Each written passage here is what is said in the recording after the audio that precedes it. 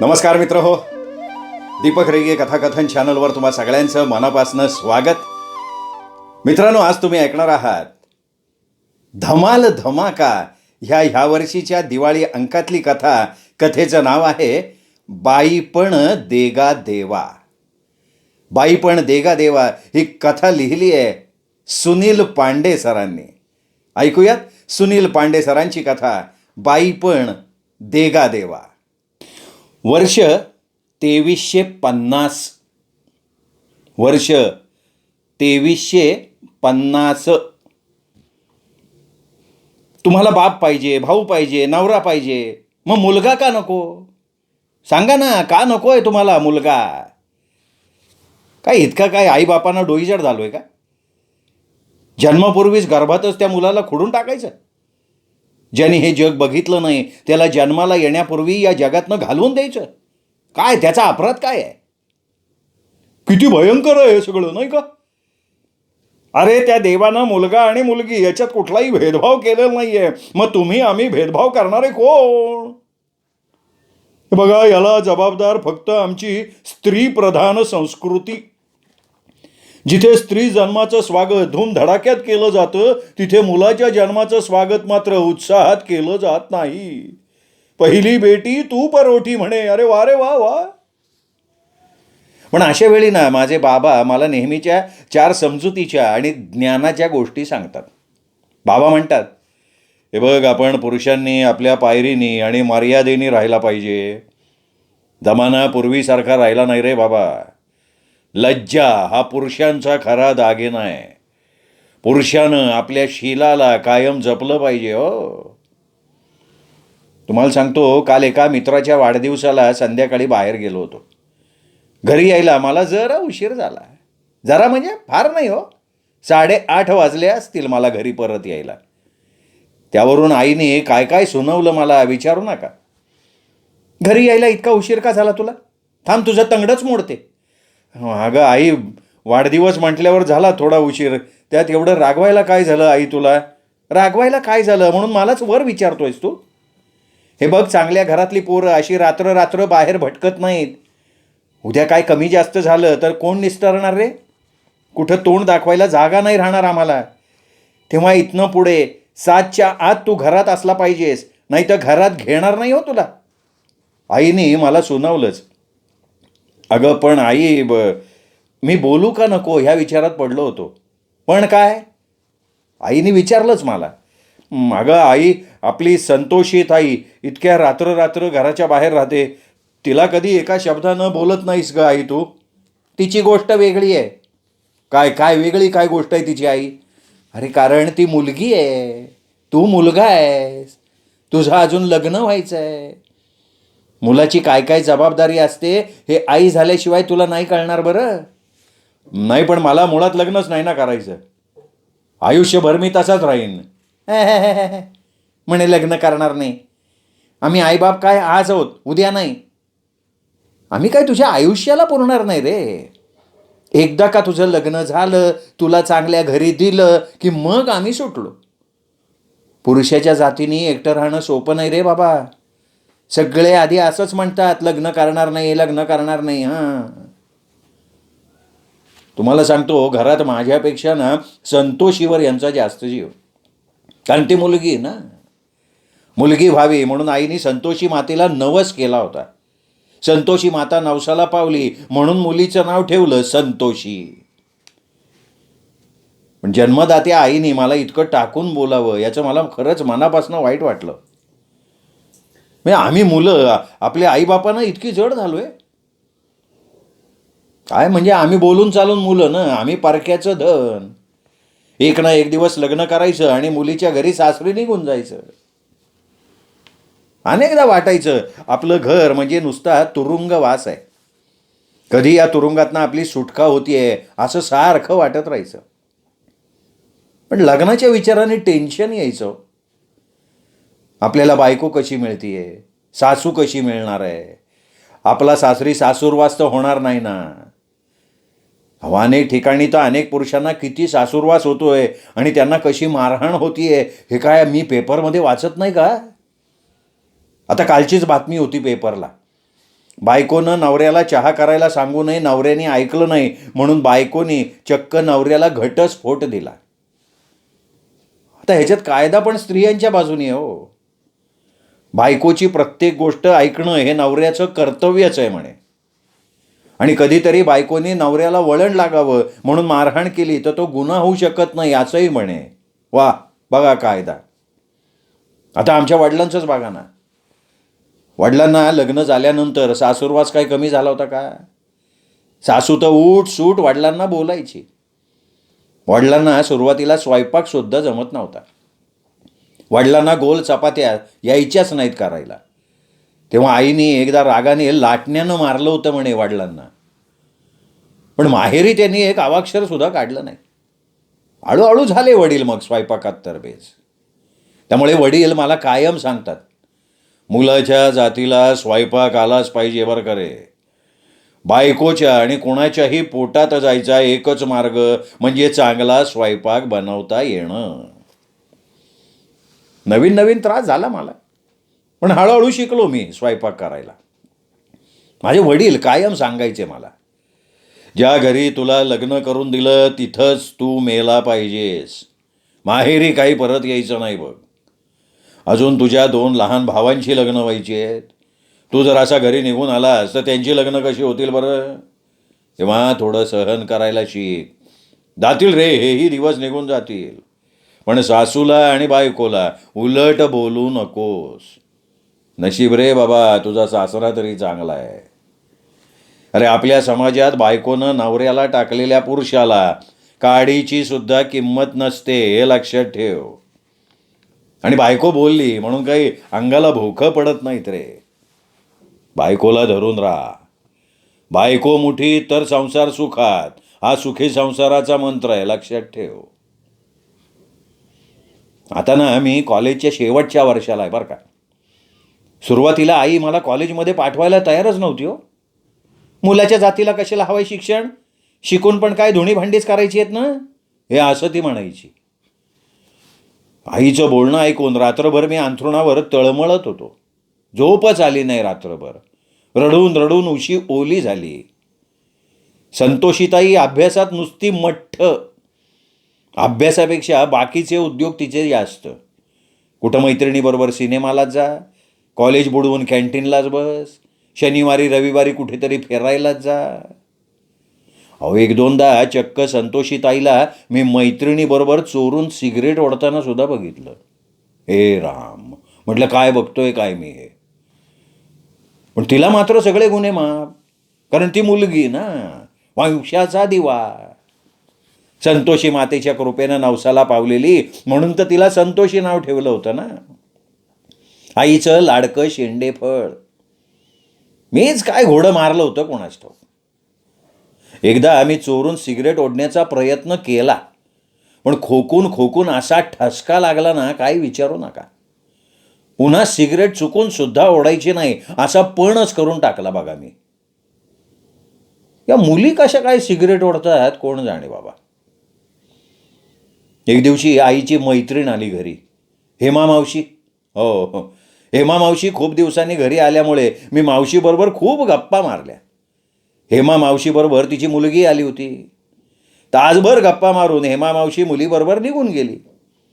पण हेमा मावशी गेल्यावर आई माझ्यावर अशी काही भडकली, काही विचारू नका.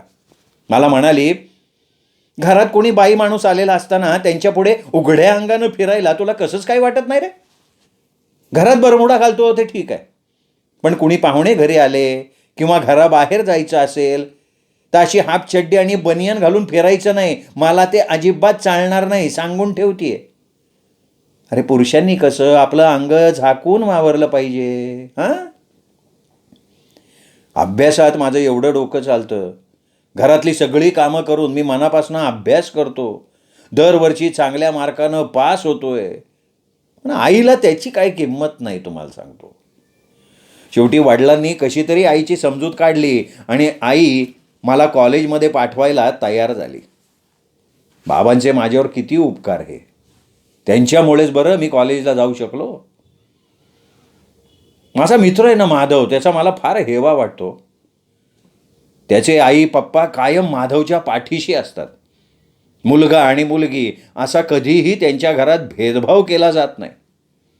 ते कायम त्याच्या आवडीनिवडीत जपतात. मुलगा म्हणून त्याचे पुष्कळ लाडही करतात. माधवची मम्मी तर म्हणते, माधव लग्न होऊन सासरी गेला ना की आम्हाला अजिबात करमणार नाही रे. त्याच्याशिवाय घर कसं सुनं सुनं वाटायला लागेल. माधव आमचा श्वास आहे.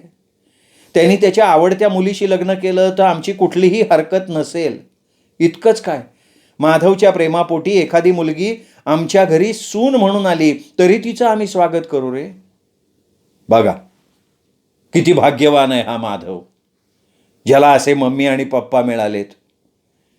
कधी कधी मलाही वाटायचं की आपणही कुणाबरोबर तरी प्रेम करावं. तशी आमच्या वर्गात अपर्णा नावाची मुलगी मला आवडायची, पण माझा भिडस्त स्वभाव, कधी तिच्याशी बोलायचं धाडसच नाही झालं. माझं प्रेम मनातच राहिलं. मला ना आपलं गाव सोडून तसं फारसं कुठे करमतच नाही. उद्या माझं लग्न झाल्यावर माझं कसं होईल याचं मला उगाचच टेन्शन यायला लागतं. पण एकट्या पुरुषाला या समाजात राहणं कसं शक्य आहे सांगा.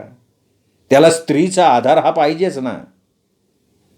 यदा कदाचित आपल्यावर प्रेम करणारी कुणी मुलगी आपल्या प्रेमापोटी आपल्या घरी घरसून म्हणून आली तर घरसून म्हणून फक्त कवी कल्पना आहे. समाजात असं लग्न करून नवऱ्याच्या घरी आलेल्या घरसुनेला अजिबात किंमत नाही. कोणती स्वाभिमानी मुलगी अशी घरसून म्हणून येईल सांगा. पण गेल्या काही दिवसांपासून आम्ही खरोखर खूप टेन्शनमध्ये आहे. कुणाजवळ मन मोकळं करावं, आपला प्रॉब्लेम शेअर करावा कळेन असंच झालंय. आता आईला काही सांगावं तर आई म्हणेल, बरोबर आहे, यासाठी मी तुला कॉलेजमध्ये पाठवायला तयार झाले नव्हते, आता बास झालं तुझं कॉलेज बंद करून टाकेलो आई. वडलाय नाही काही नाही बोललो मी. आता उगाचच आपल्यामुळे त्यांना कशाला ना टेन्शन. शेवटी मी कॉलेजचा रस्ता बदलून टाकला. पण पळसाला पानं ती नसो. सतत कोणाची तरी नजर आपल्यावर वखवखलेली आहे असा कायम भास होत राहायचा मला. कॉलेजच्या वाटेवर असलेल्या त्या पिंपळाच्या पानावर काही उडाणटप्पू मुली कायम तिथे बसलेल्या असायच्या आणि जाणाऱ्या येणाऱ्या पुरुष मंडळींना, खास करून तरुण मुलांना नाही तशा कॉमेंट्स करायच्या, त्यांना छेडायच्या. माझ्याही मागे लागली नाही 7:30. त्या दिवशी कॉलेजला नेहमीप्रमाणे चाललो होतो. कॉलेज आमच्या गावापासून शेजारच्या गावी. तेवढ्यात त्या पारावरच्या मुलीने मला बघून शिट्टी वाजवली आणि मला ऐकू जाईल असं गाणंच म्हणायला लागली, नजर के सामने जिगर के पास कोई रहता है वो हो तुम. रागाने चांगला संतापलो मी आणि धीर करून त्या मुलीला विचारलं, म्हटलं घरी कोणी वडील भाऊ नाही आहेत का तुझ्या? तशी ती मुलगी हसत हसत आपल्या गळ्यातला रुमाल आपल्या दोन्ही हातांनी फिरवत म्हणाली, आहेत की, भाऊ आहेत, वडील आहेत, फक्त नवऱ्याची जागा रिकामी आहे. बाकीच्या मुली लागल्या मग फिदी फिदी हसायला. मला ना मेल्याहून मेल्यासारखं झालं तुम्हाला सांगतो. वाटलं धरणी दुभंगावी, धरणीने मला आत घ्यावं. पण अचानक माझ्या मागणं माझी मैत्रीण माधुरी अगदी देवासारखी माझ्या मदतीला आली आणि त्या मुलींना म्हणाली, काय म्हणालात, परत एकदा बोला ग. तर ती मुलगी माधुरीवर चिडली, म्हणाली, ए तू कोण आहे ग, गावात नवीन दिसते, चल फोट. अच्छा एवढी मस्ती, असं म्हणत माधुरीने आपल्या जवळच्या जीन्स पॅन्टच्या खिशातनं मोबाईल काढला आणि त्यावर एक फोन नंबर फिरवून ती म्हणाली, हॅलो मामी, मी माधुरी बोलतीये. इथे शिवाजी चौकातल्या पिंपळाच्या पारावर काही रोड रोमिओ मुली एका मुलाला विनाकारण त्रास देत आहेत, अर्जंट ये. माधुरीचं फोनवरचं बोलणं ऐकून त्या मुली घाबरल्या. एका मुलीने भीत विचारलं, कुणाला फोन केला होता ग तू? मी फोन केला होता इन्स्पेक्टर सुहासिनी पाटील यांना, मी त्यांची भाची आहे. हे माधुरीचं बोलणं ऐकताच त्या मुलींना कापरच भरलं. क्षणभर न थांबता त्या जाऊ लागत्याच माधुरी गरजली, खबरदार, इथून पुढे कुठल्या मुलाची छेड काढली तर याद राखा. माधुरी आज नसती तर. माधुरी माझी एकुलती एक मैत्रीण. आता मुलगा आणि मुलगी कधी मित्र होऊ शकत नाही असं म्हटलं जातं, पण हा अपवाद म्हणजे आमची मैत्री बरं का. पाहता पाहता माझं कॉलेज पूर्ण झालं. घरच्यांनी BA पर्यंत शिकवलं हेच पुष्कळ. घरच्यांना आता माझ्या लग्नाचे वेध लागलेले होते. मध्यंतरी 1-2 स्थळं मला येऊन गेली. यांना दाखवण्याच्या कार्यक्रमाची मला अत्यंत चीड आहे. मुलीकडचे लोक अशा वेळी काहीही प्रश्न विचारतात. स्वयंपाक करता येतो का, गाणं म्हणता येतं का, काही छंद आहे का, शिवणकाम येतं का, जरा चालून दाखव. एक ना 1000 प्रश्न. मला पाहायला आलेल्या मुलीत एक मुलगी बँकेत नोकरीला होती, दुसरी शिक्षिका, तर तिसरी शेती करणारी मुलगी होती. आता शेतकरी बायको नको म्हणून त्या मुलीचा विषय तिथेच संपला. मुलगी सरकारी नोकरी करणारी हवी अशी घरच्यांची इच्छा. बँकेत काम करणाऱ्या मुलीच्या घरच्यांनी 10 लाख रुपये हुंडा मागितला. त्यामुळे बँकेतलं स्थळ गेलं. शिक्षिका असलेली मुलगी स्वभावानं छान वाटली. हुंड्याबाबत त्यांची काही अपेक्षासुद्धा नव्हती. पण मुलगी विना अनुदानित शाळेत कामाला होती आणि अजूनही कॉन्ट्रॅक्ट बेसिसवर काम करत असल्यामुळे आईने त्या स्थळाला चक्क नकार देऊन टाकला. आता मला काय वाटतं याचं माझ्या घरच्यांना काही देणं घेणं नव्हतं. मुली सांगून येत होत्या, पण हुंड्याच्या बाबतीत मुलीच्या घरच्यांची अवाजवी अपेक्षा असल्यामुळे माझं कुठं काही जुळत नव्हतं. आता चांगलं स्थळ पाहिजे म्हणजे पैसाही तसाच खर्च करायला पाहिजे, हे लग्नाचं सरळ साधं गणित. हुंडा न घेणारी मुलगी एखादी असेलही, पण अद्याप ती मला भेटलेली नव्हती.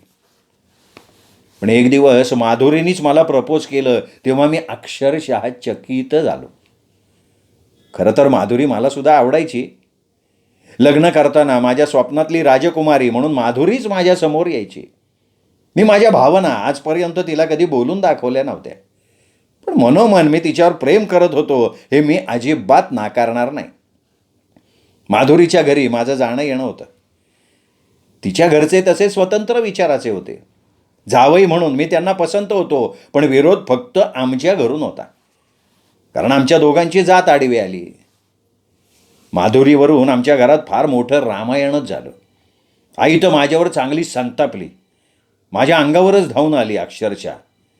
आपल्या जातीतली कोणी मुलगी तुला भेटली नव्हती का असं मला विचारायला लागली. आता प्रेम करताना जातबीत बघायची असते हे मला नव्हतं ना माहिती. मग मी काही बोललो नाही, गप्प राहिलो. माझ्या मागे माझी बहीण संतोषी मात्र होती. तिने सगळ्यांच्या पुढे माझी बाजू घेतली नाही, पण अप्रत्यक्षपणे ती माझ्या मागे उभी राहिली. खरं तर यामागे तिचाही स्वार्थ होता. माधुरीचा मोठा भाऊ मनोहर, त्या मनोहरबरोबर तिचं खूप दिवसांपासून प्रेम प्रकरण सुरू होतं. मनोहर तिच्या ऑफिसमध्ये कामाला होता. अगदी कॉलेजला असल्यापासून त्यांचं प्रेम प्रकरण सुरू होतं. पूर्वी संतोषीला मनोहरला काही निरोप द्यायचा असेल किंवा काही चिठ्ठी द्यायची असेल तर संतोषी माझा वापर करायची. मला हे आवडायचं नाही, पण संतोषी मला हसत हसत म्हणायची, मग भाऊ कशासाठी असतो रे, बहिणीला मदत नको का करायला. थोडक्यात काय तर आमच्या घरात माधुरीच्या आणि माझ्या प्रेमाला विरोध मोठा होता. लोक प्रेमाला का समजून घेत नाहीत कोणाला माहिती. प्रेमाला विरोध तसा शतकानुशतके आजही चालू आहे. जात अजूनही माणसाच्या डोक्यातनं गेलेली नाही आहे. मला वाचनाची आवड, खास करून आम्ही इतिहासाची पुस्तकं वाचायचो. अनेक पुस्तकातनं मला माहिती वाचायला मिळायची की पूर्वी म्हणे आपल्याकडे पुरुषप्रधान संस्कृती होती. घरात आणि बाहेरसुद्धा पुरुषांची सत्ता चालायची. पुरुष म्हणे नोकऱ्या वगैरे करायचे. हो, मला तर फार आश्चर्यच वाटायचं ते वाचल्यावर. पुढे मात्र म्हणे हळूहळू स्त्रीप्रधान संस्कृती उदयाला आली. स्त्रिया नोकरी करायला लागल्या, पुरुष घरकाम करायला लागले. चूल आणि मूल हे पुरुषांचं विश्व बनलं. खरंच बाईचा जन्म किती भारी नाही का. देवा, पुढचा जन्म मला बाईचाच दे रे.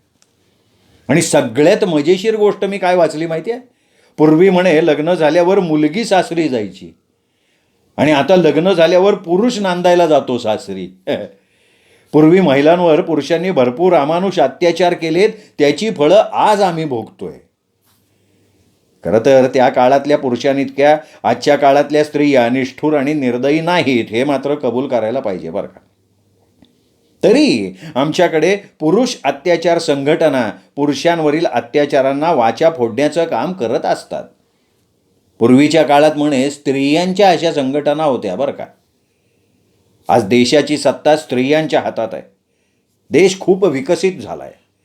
सरकारी नोकरीमध्ये आता पुरुषांना 10% आरक्षण लागू झालेलं आहे. याला विरोधी पक्षातल्या महिला नेत्यांनी आणि काही कर्मठ स्त्रियांनी विरोध दाखवला आहे. पायातली वाहन पायात तशी पुरुषांची जागा घरात म्हणे. ते घरातच सुरक्षित आहेत असे काही मुद्दे पुढे आले. पुरुषांनी नोकरी करणं ही कल्पना मोठी अफलातून होती. ते एक दिवा स्वप्नच होतं म्हणा ना. पण ते प्रत्यक्ष साकार झालं ते सरकारनं आणलेल्या विधेयकामुळे. आता एस टी बसमध्ये आम्हा पुरुषांसाठी राखीव जागा आरक्षित करण्यात आल्या आहेत. या विधेयकाला विरोधी पक्षातल्या स्त्रियांनी फारसा विरोध नाही केला, कारण त्यांना सुद्धा पुरुषांची मतं पाहिजे होती ना. फार फार वर्षांपूर्वी महात्मा फुले नावाच्या महापुरुषानं मुलींसाठी शाळा चालू केली होती. त्याच पावलावर पाऊल ठेवत 100 वर्षांपूर्वी शफिका मुलाणी नावाच्या एका स्त्रीनं पुरुषांसाठी पहिली शाळा पुण्यामध्ये सुरू केली. त्यावेळी तिलाही लोकांनी कमी विरोध नाही केला. पण आज त्या महान स्त्रीमुळे आम्हा पुरुषांना शिकता येतं आहे. धन्य ती महान स्त्री, तिला कोटी कोटी प्रणाम. मुलगा शिकला, घरादाराचा विकास झाला. शिकलेला मुलगा घरादाराला पुढे नेई. खरंच किती खरं आहे नाही का हे वाक्य. पुरुष म्हणून आम्हाला कायम दुय्यम वागणूक. आमच्या मामांनी माझ्या आईला प्रॉपर्टीमध्ये वाटणी मागितली म्हणून आईचे आणि मामाचे कायमचे संबंध बिघडले. शेवटी मुलगी बोलून चालून वंशाचा दिवा. प्रॉपर्टीमध्ये मुलाला कशाला आईबाप वाटणी देतील. सगळी इस्टेट मुलींच्या नावावर. काही समजूतदार लग्न झालेले पुरुष वाटणीत हिस्सा मागत नाहीत.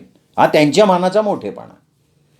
पूर्वीच्या काळी म्हणे पुरुष मंडळी स्त्रियांना प्रॉपर्टीत थोडा का होईना हिस्सा देत असत असं वाचनात आलं होतं माझ्या. तर शेवटी एक दिवशी मी तो धाडसी निर्णय घेतला. मी सरळ घरातनं पळालो. माधुरीबरोबर लग्न केलं. माझ्या लग्नाच्या बातमीने घरात एकच भूकंप झाला. पोलीस स्टेशनला माझ्या घरच्यांनी माधुरीच्या विरोधात तक्रार दिली की माधुरीनं आमच्या मुलाला फूस लावून पळवलंय आणि लग्न केलेलं आहे. माधुरीच्या मामींनी आम्हा दोघांना पुढे उभं केलं. माधुरी बिंदास उभी होती. मी मात्र आईसमोर आल्यावर थरथर कापायला लागलो. पण ठरवलं आता घाबरून उपयोग नाही. प्यार किया है तो डरना है क्या. मी सरळ स्पष्ट सांगितलं मी माझ्या मर्जीनं घरातनं पळालेलो आहे. यात माधुरीचा काही संबंध नाही. आमचं दोघांचं एकमेकांवर प्रेम आहे. आम्ही दोघंही सज्ञान आहोत. आम्ही दोघांनी स्वखुशीने लग्न केलेलं आहे. संपला विषय, संपून टाकला. माधुरीची मामी म्हणाली आता आम्ही काही करू शकत नाही. आम्ही दोघांनी आईचा आशीर्वाद घेण्यासाठी खाली वाकलो तशी आई मागे झाली आणि म्हणाली हे बघ तू आमच्यासाठी कायमचा मेलायस. आता नाक कापलंच मेले आमचं. कुठं तोंड दाखवायला जागा नाही ठेवलीस आम्हाला. पुन्हा तुझं काळं तोंड आम्हाला दाखवू नको. काय समजलं. आई अहो शांत व्हा. माधुरी त्यांची समजूत घालायचा प्रयत्न करायला लागली. पण आईची मनस्थिती काही एक ऐकण्याची नव्हती. पण आम्ही दोघं सज्ञान असल्यामुळे आई काय करू शकत नव्हती. आईकडे बोलण्यासाठी मुद्दाच राहिला नव्हता ना. तरी कुणाचा राग कुणावर तरी काढावा म्हणून ती माझ्या बहिणीला संतोषीला म्हणाली अगं तू बहीण ना याची, इतकं होईपर्यंत तुला कसं काय माहिती नव्हतं. संतोषी आपली गप्प. बाबांनी मात्र आम्हाला आशीर्वाद दिला बरं का. आईची समजूत घालत बाबा म्हणाले अगं शांत हो. डोक्यात अशी राग घालून घेऊ नकोस. मोठ्या मनानं तू सुद्धा त्यांना आशीर्वाद दे.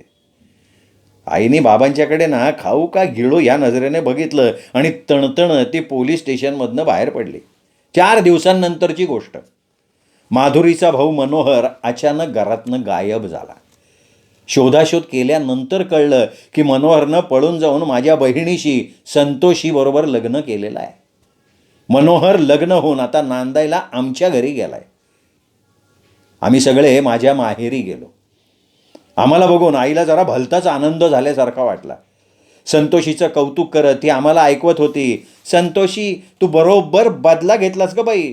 माझ्या मुलाला पळवून नेऊन त्याच्याशी लग्न केलं होतं ना.